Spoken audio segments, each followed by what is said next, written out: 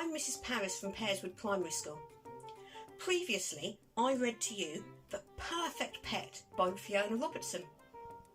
This time, I'm reading The Perfect Present, which is the sequel.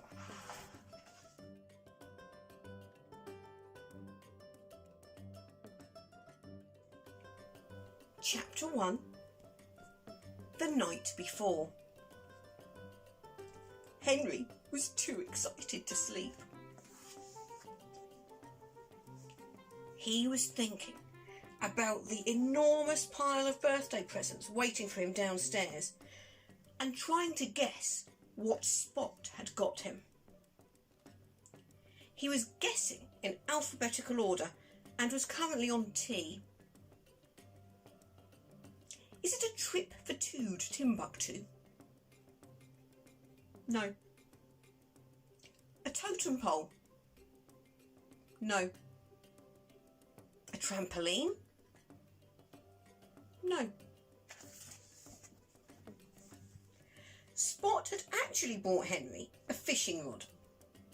Whenever they passed the window of Mr. Angling's shop for anglers, Henry would push his nose up against the window and gaze longingly at it.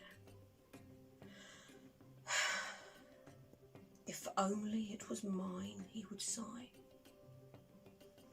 Spot couldn't wait to see Henry's face when he opened it. It was going to be the perfect present.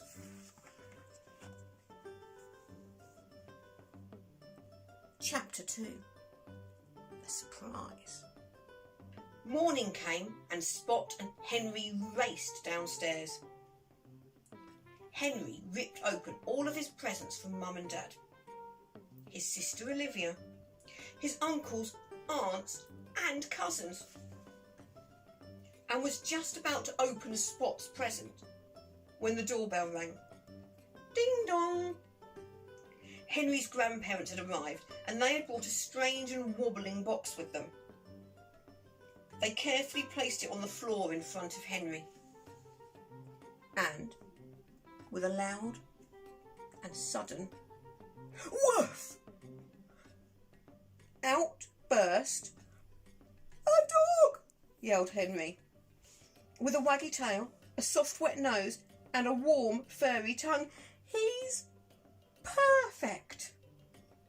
And he ran straight out to the garden to teach the dog some fantastic new tricks. Spot followed them out into the garden. But you haven't opened my present yet, he said. Henry wasn't listening. Spot was miserable. He's always wanted a dog, and now he has one, he thought. I might as well not be here. So he left Henry a note to say goodbye and quietly packed his things. It was dark outside and had started to rain, but he shut the door softly behind him and set off on the long journey back to his old house.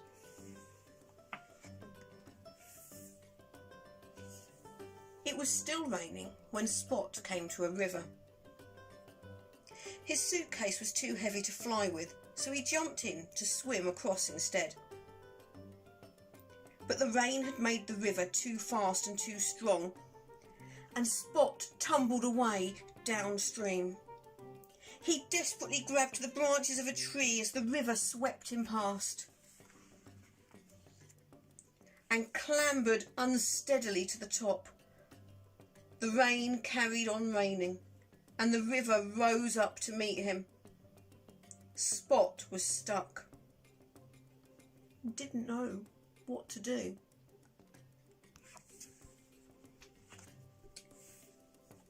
Chapter 3.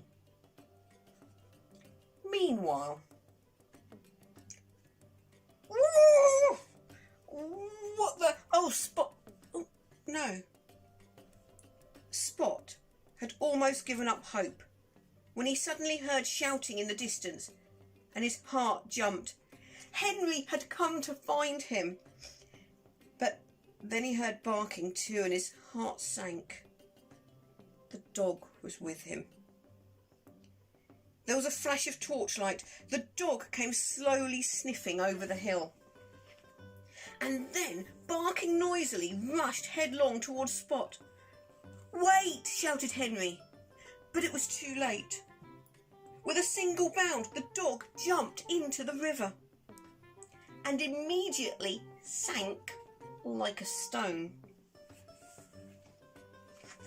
Spot knew he had to do something. He dived straight in after the dog and caught him by the collar just in time.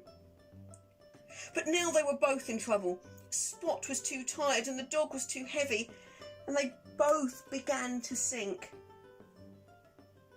Then, from somewhere up above them, there came a strange whizz, plop, and Spot felt a sharp tug on his collar.